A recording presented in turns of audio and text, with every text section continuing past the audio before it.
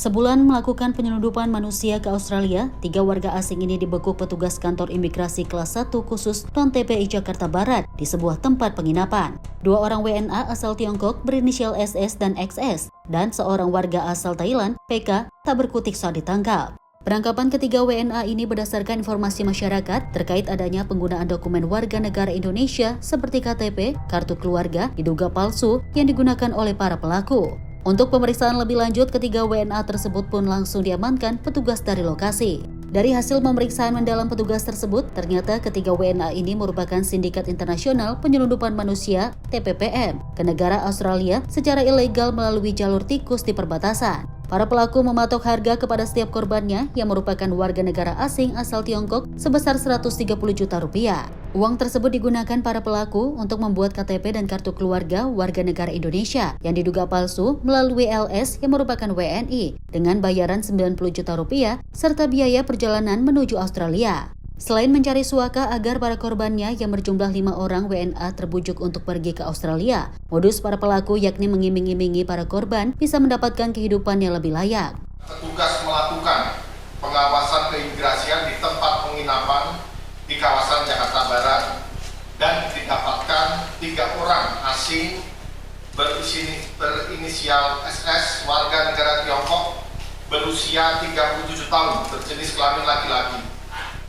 XS warga negara Tiongkok berusia 39 tahun berjenis kelamin laki-laki, dan PK warga negara Thailand berusia 27 tahun berjenis kelamin perempuan yang diduga melakukan tindak pidana penyelundupan manusia.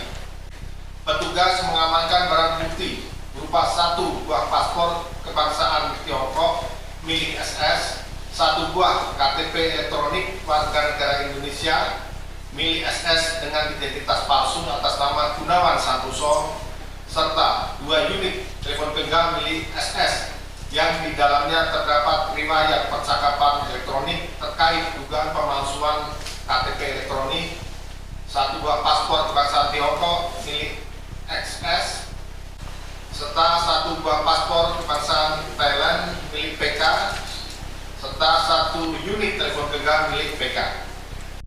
Berdasarkan hasil pemeriksaan lebih lanjut, diketahui bahwa SS membuat KTP elektronik dengan identitas palsu atas nama Gunawan Santoso dibantu oleh seorang perempuan warga negara Indonesia berinisial LS.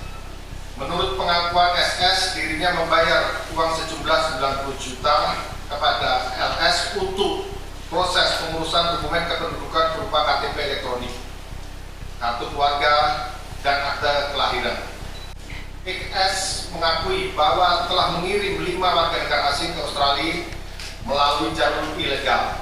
Berdasarkan pengakuan XS, setiap warga negara asing yang dikirim ke Australia, XS menawarkan biaya sebesar 60.000 RMB atau sekitar 130 juta rupiah. Jadi untuk apa YBS ke sana? Yang pertama, YBS ini yang kami duga untuk melakukan pencarian suaka di Australia. Makanya mereka datang ke Australia dengan jalur ilegal melalui Papua. Yang kedua, apa KTP palsu tercapai? Di sini memang kita lihat ada KTP yang kami duga dipalsukan, yaitu KTP dari Kabupaten Cianjur. Kita masih mendalami apakah untuk melakukan asal tidak. Kita akan komunikasikan dengan KPU setempat. Kemudian untuk yang Ainus, jumlah korban yang dibawa ke Australia itu untuk saat ini masih dalam jumlah 5 orang, di mana 5 orang tersebut sudah berhasil ke Australia. Namun pada saat sampai ke Australia, mereka ditangkap oleh imigrasi Australia. Maka dari itu, dari Australia pun ada atensi kedudukan Australia dalam tindak pidana perdagangan manusia tersebut. Yang kedua, sudah berapa lama?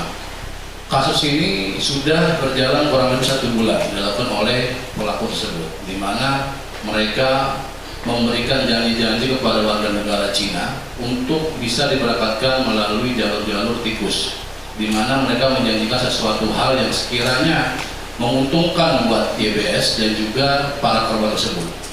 Yang ketiga, ini terkait dari berita.com, apakah ada kaitan sendiri atau tidak, di mana pada saat melakukan pemeriksaan lebih lanjut, memang orang-orang ini memberikan iming-iming pada para korban untuk bisa datang ke Indonesia dengan dibuatkan KTP dan identitas palsu Indonesia, di mana mereka dimintakan sejumlah uang sebesar 90 juta dan akan dijanjikan bisa masuk dan mendapatkan penghidupan lebih layak di Australia.